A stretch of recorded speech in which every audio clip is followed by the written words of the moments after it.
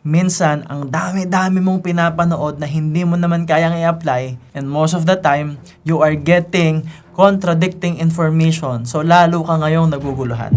I want you to understand that the real danger isn't in the challenges or struggles. It's in comfort. Dito nakikwit yung mga tao. Dito tayo tumitigil. Dito tayo humihinto. At diba, napakarami na nating narinig na success stories na saan nagsisimula. Dito. Sa urgency. Yung nag-fail ng sagad, yung iniwan ng jowa, iniwan ng asawa, nasaktan, nahirapan. If you will listen to the success stories, especially from the hyper-successful entrepreneurs, lalo na sa Pilipinas, majority ng mayaman dito, yung mga sobrang yaman, saan galing? Sa hirap, sa urgency, may nangyari sa buhay nila.